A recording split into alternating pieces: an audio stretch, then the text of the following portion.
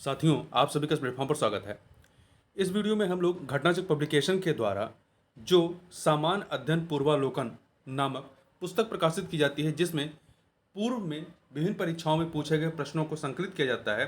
तो यहाँ पर हम लोग भारतीय इतिहास के पूर्वालोकन को इसके एक एक टॉपिक के तहत कवर करेंगे। और ये जो आपका पूर्वालोकन है, ये आपके सारी परीक्षाओं में, चाहे वो उत्तर प्रदेश पीसीएस की परीक्षा हो, चाहे यूपीएससी आईएएस की परीक्षा हो, या अन्य राज्य स्तरीय परीक्षाएं हों, या आपका आरओ हो, या एपीएस की परीक्षा हो, सभी परीक्षाओं में ये बुक काफ़ी आपके लिए महत्वपूर्ण साबित होगी, क्योंकि इसमें पूर्व के परीक्षाओं में जो भी प्रश्न पूछे गए पूरी व्याख्या के साथ इसमें दिया होता है।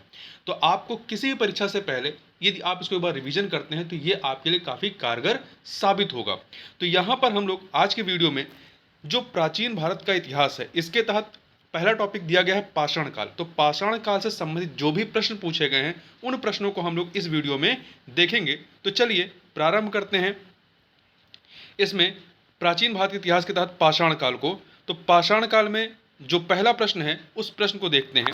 देखिए, पहला प्रश्न है कि रॉबर्ट ब्रूस फूट थे, ये एक क्या थे? ये एक आपके भूगर्भ वैज्ञानिक भी थे और साथ ही साथ पुरातत्वविद भी थे। देखिए, यदि इसकी व्याख्या देखें तो इनसाइक्लोपीडिया ब्रिटानिका के अनुसार रॉबर्ट ब्रूस फूट ब्रिटिश भूगर्भ वैज्ञानिक और पुरातत्वविद थे। जियोलॉजिकल सर्वे से संबद्ध रॉबर्ट ब्रूस फूट ने 1863 ईस्वी में भारत में पाषाणकालीन बस्तियों के अन्वेषण की शुरुआत की। आगे बढ़ते हैं तो इस प्रकार से आप देखें तो ये भूगर्भ वैज्ञानिक और पुरातत्वविद दोनों थे। कोपेनहेगन संग्रहालय की सारणी से पाषाण, कांस्य और लौह युग की का त्रियुगी विभाजन किया था। किसने किया था? तो थॉमसन ने किया था। ठीक है। डेनमार्क के कोपेनहेगन संग्रहालय में 1818 और 1820 में एक आयोग की रिपोर्ट के अनुसार सामग्री के आधार पर पाषाण, कांस्य और लौह युग का त्रियुगी विभाजन क्रिश्चियन जगेरसन थॉमसन ने किया था। यदि थॉमसन ने 1836 ईस्वी में इसी वर्गीकरण के अनुसार संग्रहालय की वस्तुओं का विवरण प्रकाशित किया था। आगे बढ़ते हैं।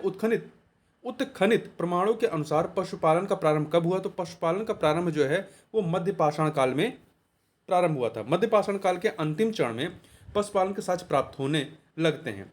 ऐसे पशुपालन के साक्ष्य भारत में मध्य प्रदेश के होशंगाबाद के आदमगढ़ से और राजस्थान के भीलवाड़ा के बागौर से मिलते हैं। ठीक है, ध्यान रखिएगा इस बात को। मध्य पाषाणिक प्रसंग में पशुपालन के प्रमाण जहाँ से मिले हुआ स्थान कौन सा है? तो आपका आदमगढ़। यहाँ हमने व्याख्या में देखा ना, आदमगढ़ आपका कहाँ पे? मध्य प्रदेश में। और राजस्थान का बागौर। आगे चलते हैं। अगला है, निम्नलिखित में से किस स्थल से हड्डी के उपकरण प्राप्त हुए हैं? तो कहाँ से मिले हैं? तो ये आपके महदहा और सराय नाहर राय, इन दोनों जगहों से हड्डी के उपकरण प्राप्त हुए हैं। मध्य पाषाणकालीन जो महदहा है, महदहा कहाँ पे है? उत्तर प्रदेश के प्रतापगढ़ जिले में स्थित है। से बड़ी मात्रा में हड्डी एवं सिंग निर्मित उपकरण प्राप्त हुए हैं। जी.आर. शर्मा महदहा में 3 क्षेत्रों का उल्लेख करते हैं, जो झील क्षेत्र, बुचड़खाना संकुल क्षेत्र एवं कब्रिस्तान निवास क्षेत्र में बटा था। बुचड़खाना संकुल क्षेत्र से ही हड्डी एवं सिंग निर्मित उपकरण एवं आभूषण बड़े पैमाने पर पाए गए हैं। सराय नाहर राय से भी अल्प मात्रा में हड्डी के उपकरण मिले हैं। तो महदहा और सराय नाहर राय दोनों जगह से मिले हैं। आगे बात करते हैं, हड्डी से निर्मित आभूषण भारत में मध्य पाषाण काल के संदर्भ में कहाँ से मिले हैं? अभी हमने ऊपर देखा तो सराय नाहर राय और महदहा से दोनों जगह से मिले हैं। तो ध्यान रखिएगा, ज़्यादा मात्रा में आपके कहाँ से मिले? महदहा से, और अल्प मात्रा में सराय नाहर राय से। एक ही कब्र में से 3 मानव कंकाल निकले हैं। कहाँ से निकले हैं? दमदमा से। देखिए, मध्य गंगा घाटी के प्रतापगढ़ जिले में स्थित सराय नाहर राय, महदहा तथा दमदमा का उत्खनन हुआ। दमदमा में लगातार 5 वर्षों तक किए गए उत्खनन के फलस्वरूप पश्चिमी तथा मध्यवर्ती क्षेत्रों से कुल मिलाकर 41 मानव शवाधान ज्ञात हुए। इन शवाधानों में से 5 शवाधान युग्म शवाधान है और एक शवाधान में 3 मानव कंकाल एक साथ दफनाए हुए मिले हैं। शेष शवाधानों में एक एक कंकाल मिले हैं। अगला है, खाद्यान्नों की कृषि सर्वप्रथम प्रारंभ हुई थी। कब प्रारंभ हुई थी? तो ये नवपाषाण काल में। खाद्यान्नों का उत्पादन सर्वप्रथम नवपाषाण काल में हुआ। यही वह समय है जब मनुष्य कृषि कर्म से परिचित हुआ और एक प्रकार से एक जगह पे स्थायी निवास बना करके रहना प्रारंभ किया। भारत में मानव का सर्वप्रथम साक्ष्य कहाँ से मिलता है? तो सर्वप्रथम नर्मदा घाटी से मिलता है।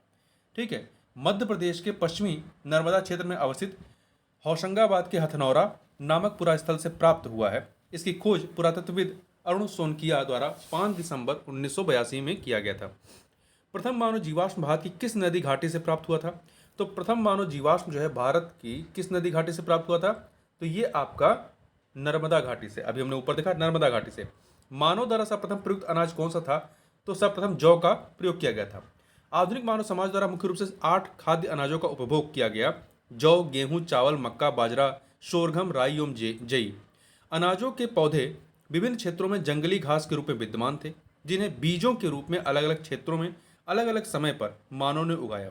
वैश्विक दृष्टि से देखा जाए तो सर्वप्रथम जौ 8000 ईसा पूर्व के आसपास भूमध्य सागर एवं ईरान के मध्य स्थित पश्चिमी एशिया के देश में मानव द्वारा उगाया गया। बाद में लगभग इन्हीं क्षेत्रों में 8000 ईसा पूर्व के आसपास ही गेहूं भी उगाया जाने लगा। तो सबसे पहले जौ उगाया गया। भारतीय उपमहाद्वीप में कृषि के प्राचीनतम साक्ष्य कहाँ से प्राप्त हुए हैं? तो प्राचीनतम साक्ष्य आपके लहुरा देव से प्राप्त हुए। कहाँ से? लहुरा देव से। ये बहुत ही इंपॉर्टेंट क्वेश्चन है। इसमें आपको 2-3 बातें पता चलेंगी। देखिए, नवीनतम खोजों के आधार पर भारतीय उपमहाद्वीप में प्राचीनतम कृषि साक्ष्य वाला स्थल उत्तर प्रदेश के संत कबीर नगर में जिले में स्थित लहुरा देव है। यहाँ से 9000 ईसा पूर्व से 7000 ईसा पूर्व तक के बीज चावल के साक्ष्य प्राप्त हुए हैं। उल्लेखनीय है कि इस नवीनतम खोज के पूर्व भारतीय उपमहाद्वीप का प्राचीनतम कृषि साक्ष्य वाला स्थल मेहरगढ़ था। ठीक है, मेहरगढ़ आपका पाकिस्तान के बलूचिस्तान में स्थित है, जहाँ से 7000 ईसा पूर्व के गेहूं के साक्ष्य मिले हैं। जबकि प्राचीनतम चावल के साक्ष्य जो है, साक्ष्य वाला स्थल जो है वो कोल्डिवा है। कोल्डिवा कहाँ है? इलाहाबाद जिले में बेलन नदी के तट पर स्थित है। यहाँ से 6500 ईसा पूर्व के चावल की भूसी के साक्ष्य मिले हैं, ऐसा माना जाता था। तो उपयुक्त संदर्भ में अब यदि विकल्प में लहुरा देव रहता है तो लहुरा देव मानेंगे, यदि लहुरा देव नहीं है तो फिर मेहरगढ़ मानेंगे, यदि मेहरगढ़ नहीं है तो फिर कोल्टिहवा मानेंगे। तो इस क्रम में आपको मानना है। ठीक है, आगे चलते हैं। भारतीय उपमहाद्वीप में कृषि के प्राचीनतम साक्ष्य प्राप्त हुए हैं। तो देखिए, ब्रह्मगिरी से, बुर्जहोम से, कोल्डिहवा से या मेहरगढ़ से। तो देखिए, लहुरा देव इसमें नहीं है। इसमें आप देखिए लहुरा देव नहीं है। अब आगे जो दो थे मेहरगढ़ और कोल्डिहवा, तो देखिए सबसे पहले यदि लहुरा देव तो लहुरा देव मानेंगे, फिर उसके बाद मेहरगढ़, यदि लहुरा देव नहीं है और मेहरगढ़ भी नहीं है तो कोल्डिहवा। तो यहाँ पर मेहरगढ़ है तो मेहरगढ़ को माना जाएगा, यदि मेहरगढ़ ना होता तो कोल्डिहवा मानते हैं। भारतीय उपमहाद्वीप में कृषि के प्राचीनतम साक्ष्य कहाँ से प्राप्त हुए हैं? तो मेहरगढ़ से प्राप्त हुए हैं। नवपाषाण युग में भारतीय उपमहाद्वीप के उत्तर पश्चिमी क्षेत्र में निम्नलिखित में से किस स्थान पर कृषि के अभ्युदय के प्रारंभिक प्रमाण प्राप्त हुए हैं? तो कहाँ से प्राप्त हुए हैं? तो ये मेहरगढ़ से। कहाँ से?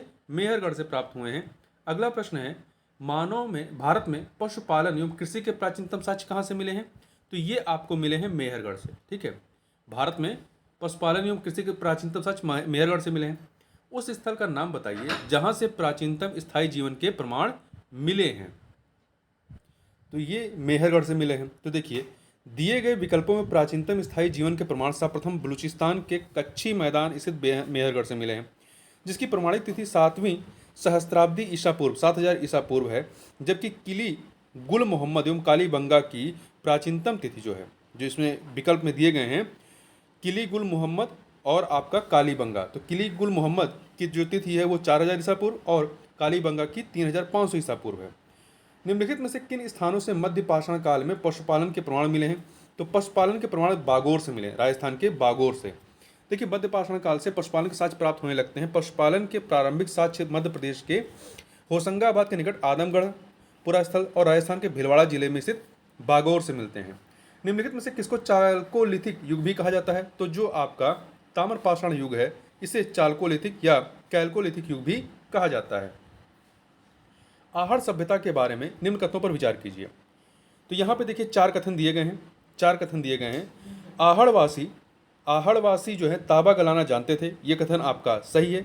ये लोग चावल से परिचित नहीं थे, बिल्कुल परिचित थे, तो दूसरा गलत हो गया। तीसरा, धातु का काम आहड़वासियों की अर्थव्यवस्था का एक साधन था, सही है। यहाँ से काले लाल रंग के मृदुभांड मिले हैं जिन पर सामान्यतः सफेद रंग से ज्यामितीय आकृतियां उकेरी गई हैं। तो पहला, तीसरा, चौथा यहाँ पर कथन सही है, ये ऑप्शन। देखिए, आहड़ जो है दक्षिण पूर्वी राजस्थान में स्थित एक प्रमुख ताम्रपाषाणिक संस्कृति का स्थल है। आहड़ संस्कृति के लोग मूलतः कृषक एवं पशुपालक थे। वे गेहूं, जौ तथा चावल से परिचित थे। आहड़ का एक अन्य नाम ताबवती अर्थात तांबा वाला स्थान भी मिलता है, जिसे सूचित होता है कि यहाँ तांबा बहुतायत में उपलब्ध था। यहाँ के निवासी तांबे को गलाकर मनचाही वस्तुएं तैयार करते थे।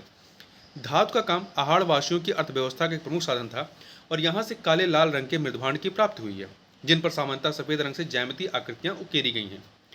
ठीक है, तो यहाँ पे जो दूसरा कथन था ये लोग चावल से परिचित नहीं थे, ये गलत है, क्योंकि ये लोग चावल, गेहूं और जौ से परिचित थे। निम्न में से किस एक पुरास्थल से पाषाण संस्कृति से लेकर हड़प्पा सभ्यता तक के सांस्कृतिक अवशेष प्राप्त हुए हैं? तो मेहरगढ़ से मिले हैं। बलूचिस्तान जो कि पाकिस्तान में है, यहाँ स्थित पुरास्थल मेहरगढ़ से पाषाण संस्कृति से लेकर हड़प्पा सभ्यता तक के सांस्कृतिक अवशेष प्राप्त हुए हैं। नौदा टोली का उत्खनन किसने किया था? तो इसका उत्खनन एच डी संकलिया ने किया था। नौदा टोली है कहाँ पे? मध्य प्रदेश में है। ठीक है, ये मध्य प्रदेश में है और ये स्थल इस महाद्वीप का सबसे विस्तृत उत्खनित ताम्र पाषाणिक ग्राम स्थल है, जिसकी तिथि ईसा पूर्व 1600 से 1300 के मध्य निर्धारित की गई है। आगे चलते हैं, क्वेश्चन नंबर 23 देखते हैं। नौदा टोली किस राज्य में स्थित है? तो अभी हमने बात की कि कहाँ पर है, मध्य प्रदेश में है। बृहद पाषाण स्मारकों की पहचान की गई है, तो कहाँ से की गई? मृतक को दफनाने के स्थान के रूप में बृहद पाषाण स्मारकों की पहचान की गई है। देखिए, नौ पाषाण युगीन दक्षिण भारत में शवों को विभिन्न प्रकार की समाधियों में दफनाने की परंपरा विद्यमान थी। इन समाधियों को, जो विशाल पाषाण खंडों से निर्मित हैं, बृहद पाषाण या मेगोलिथ के नाम से जाना जाता है। इनके विभिन्न प्रकार हैं, जैसे शिष्ट समाधि, pit circle, cairn circle, dolmen, umbrella stone, hood stone, कंदराएं, मेहिर इत्यादि। राग का टीला निम्नलिखित किस नौ पाषाणिक स्थल से संबंधित है? तो ये सगन कल्लू। देखिए, कर्नाटक में मैसूर के पास बेल्लारी जनपद में स्थित सगनकल्लू नामक नवपाषाण कालीन पुरास्थल से राग के टीले प्राप्त हुए हैं। भीमबेटका किसके लिए प्रसिद्ध है? तो ये आपका गुफाओं के शैल चित्र के लिए प्रसिद्ध है। मध्य प्रदेश के रायसेन जिले में स्थित भीमबेटका प्रागैतिहासिक शैल चित्रकला का श्रेष्ठ उदाहरण है। इन गुफाओं में जीवन के विविध रंगों को पेंटिंग के रूप में उकेरा गया है, जिनमें हाथी, सांबर, हिरन आदि के चित्र हैं। अब तक लगभग 700 शरण स्थलियों की पहचान की जा चुकी है, जिसमें 133 में चित्र पाए गए हैं। निम्न में से कौन सा स्थल प्रागैतिहासिक चित्रकला के लिए प्रसिद्ध है? तो इसमें आपका भीमबेटका जो है प्रागैतिहासिक चित्रकला के लिए प्रसिद्ध है। भीमबेटका की गुफाएं कहाँ पर अवस्थित हैं? तो ये आपका अब्दुल्लागंज, रायसेन, मध्य प्रदेश में। भारत में किस शिलाश्रय से सर्वाधिक चित्र प्राप्त हुए हैं? तो भीमबेटका से प्राप्त हुए हैं, बी ऑप्शन। निम्नलिखित में से किस भारतीय पुरातत्ववेत्ता ने पहली बार भीमबेटका गुफा को देखा और उसके शैल चित्रों के प्रागैतिहासिक महत्व को खोजा था? तो बी.एस. वांकर ने। किसने? बी.एस. वांकर ने। आगे बढ़ते हैं, भीमबेटका को किसने खोजा था? तो अभी हमने ऊपर बात की, विष्णुवर्धन वांकडकर, मतलब बी.एस. वांकरकर ने। सी ऑप्शन हो जाएगा। गैरिक मृदभांड पात्र या ओसीपी का नामकरण हुआ था हस्तिनापुर में। कहाँ पर हुआ था? हस्तिनापुर में, अर्थात ए ऑप्शन हो जाएगा आपका। तो चलिए आगे देखते हैं। इसमें देखिए, गंगा यमुना दोवाब की सांस्कृतिक परंपरा संभवतः उस संस्कृत के साथ शुरू होती है जिसे अपने अत्यंत विशिष्ट मृदभांड के नमूने के कारण गेरुवर्णी गैरिक मृदभांड संस्कृत ओसीपी कहा गया। बीबी लाल ने वर्ष 1951 में हस्तिनापुर में सर्वप्रथम गैरिक मृदभांड प्राप्त किया था और वहीं इसका नामकरण हुआ था। अगला है ताम्रशम काल में महाराष्ट्र के लोग मृतकों को घर के फर्श के नीचे किस तरह रखकर दफनाते थे? तो उत्तर से दक्षिण की ओर रखकर दफनाते थे। देखिए, महाराष्ट्र की ताम्रपाषाण कालीन संस्कृति, जिसे जोरबे संस्कृति कहते हैं, के नेमासा, दैमाबाद, कोठे, चंदौली, इनाम गांव आदि पुरास्थलों में घरों से मृतकों को अस्थि कलश में रखकर उत्तर से दक्षिण स्थिति में घरों के फर्श के नीचे दफनाए जाने के साक्ष्य मिले हैं। कब्र में मिट्टी की हड्डियां और तांबे की कुछ वस्तुएं भी रखी जाती थीं। निम्नलिखित में से किस स्थल से मानव कंकाल के साथ कुत्ते का कंकाल भी सावधान से प्राप्त हुआ है? तो ये प्राप्त हुआ है बुर्ज होम से।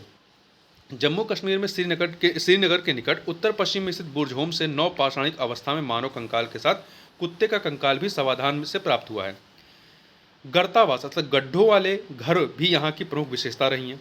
निम्नलिखित में से किस स्थान पर मानव के साथ कुत्ते को दफनाए जाने का साक्ष्य मिला है? तो अभी हमने ऊपर बात की बुर्ज होम, जम्मू कश्मीर के बुर्ज होम में। गर्तावास के साक्ष्य कहाँ से प्राप्त हुए हैं? बुर्ज होम, जम्मू कश्मीर के बुर्ज होम से प्राप्त हुए हैं। अगला है, निम्नलिखित युग्मों पर विचार कीजिए। ऐतिहासिक स्थान और ख्यात का कारण, इनमें बताना उपयुक्त युग्मों में से कौन सा या कौन सी से सही सुमेलित है? तो देखिए, बुर्ज होम शैलकृत देव मंदिर नहीं, बुर्ज होम गर्तावास के लिए प्रसिद्ध है बुर्ज होम जो है, तो पहला सही नहीं है। दूसरा, चंद्रकेतुगढ़ टेराकोटा कला के लिए सही है, गणेश्वर ताम्र कलाकृतियों के लिए सही है, तो दूसरा और तीसरा सही है, पहला गलत है। देखिए, थोड़ा सा इसकी व्याख्या पढ़ लें। बुर्ज होम नामक नौ पाषाणिक पुरास्थल जम्मू कश्मीर के प्रदेश में अवस्थित है। इस पुरास्थल की खोज वर्ष 1935 में डी टेरा एवं पीटरसन ने की थी। इस पुरास्थल से गर्तावास के साक्ष्यों की प्राप्ति हुई। चंद्रकेतुगढ़ पश्चिम बंगाल प्रांत में, जो दूसरा वाला है चंद्रकेतुगढ़, ये पश्चिम बंगाल प्रांत में स्थित एक प्रमुख ऐतिहासिक पुरातात्विक पुरास्थल है जो विद्याधरी नदी के तट पर अवस्थित है। यहाँ से ऐतिहासिक काल के टेराकोटा कला के कई उदाहरण प्राप्त हुए हैं जो तत्कालीन शिल्प कौशल की एक असामान्य विशेषता प्रदर्शित करता है। और तीसरा जो है गणेश्वर, तो गणेश्वर जो है राजस्थान प्रांत में स्थित एक प्रमुख ताम्र पाषाणिक पुरास्थल है। इस पुरास्थल की खोज राजस्थान विश्वविद्यालय के पुरातत्व विभाग के प्रोफेसर रतन चंद्र अग्रवाल ने की थी। इस पुरास्थल से दोहरी पेचदार सिरे वाली ताम्र वाणाग्र मछली पकड़ने का कांटा तथा विभिन्न प्रकार के मृदभांड प्राप्त हुए हैं। आगे बात करते हैं विंध्य क्षेत्र के किस शिलाश्रय से सर्वाधिक मानव कंकाल मिले हैं, तो लेखैया से। Doctor JN. पांडे की पुस्तक पुरातत्व विमर्श के अनुसार विंध्य क्षेत्र के लेखैया के शिलाश्रय संख्या 1 से मध्य पाषाणिक लघु पाषाण उपकरणों के अतिरिक्त 17 मानव कंकाल प्राप्त हुए, जिनमें से कुछ सुरक्षित हालत में हैं तथा अधिकांश क्षत विक्षत अवस्था में प्राप्त हुए हैं। अमेरिका के ओरेगन विश्वविद्यालय के जॉन आर लुकास के अनुसार लेखैया में कुल 27 मानव कंकालों की अस्थियां मिली हैं। अगला है, नीचे दो कथन दिए गए, कथन कारण का प्रश्न है। अभिकथन है कि विंध्य क्षेत्र के पाषाण युगीन लोगों ने नूतन भूतल काल के अंत में गंगा घाटी में प्रव्रजन किया, मतलब यहाँ पर आकर बसे। तो ये कथन आपका सही है। कारण जलवायु परिवर्तन कारण इस काल में शुष्कता का चरण था। कथन कारण दोनों सही इसलिए, और व्याख्या भी कर रहा है, ये ऑप्शन हो जाएगा। देखिए, जी.आर. शर्मा ने सराय नहर राय में खुदाई के बाद यह अवधारणा दी कि नूतन भूतल काल के अंत में सूखे कारण विंध्य क्षेत्र में भोजन कमी के कारण लोगों ने गंगा घाटी क्षेत्र में प्रवास किया था। भारतीय पुरातत्व सर्वेक्षण निम्नलिखित विभागों या मंत्रालयों में से किसका संलग्न कार्यालय है, तो ये संस्कृत मंत्रालय का संलग्न कार्यालय है। भारतीय पुरातत्व का जनक किसे कहा जाता है, तो अलेक्जेंडर कनिंघम को। अलेक्जेंडर कनिंघम 1814 से 1893 ईस्वी तक रहते हैं। वो एक ब्रिटिश सेना अधिकारी के रूप में बंगाल इंजीनियर्स के साथ काम करने के लिए तैनात किया गया था। इन्हें ही भारतीय पुरातत्व के जनक के रूप में जाना जाता है। राष्ट्रीय मानव संग्रहालय कहाँ पर है, तो राष्ट्रीय मानव संग्रहालय आपका चेन्नई में है। राष्ट्रीय मानव संग्रहालय आपका भोपाल में है, जिसका नाम बदलकर इंदिरा गांधी राष्ट्रीय मानव संग्रहालय कर दिया गया है। यह मध्य प्रदेश के भोपाल में स्थित है। यह भारत सरकार के संस्कृत विभाग के अंतर्गत स्वायत्त शासी संगठन के रूप में कार्य करता है। तो इस प्रकार से हमने पाषाण काल से संबंधित जो भी महत्वपूर्ण प्रश्न पूछे गए हैं उन प्रश्नों को यहाँ पर हम लोगों ने देखा। तो इस वीडियो में बस इतना ही। मिलते हैं नेक्स्ट वीडियो में, तब तक के लिए बहुत बहुत धन्यवाद।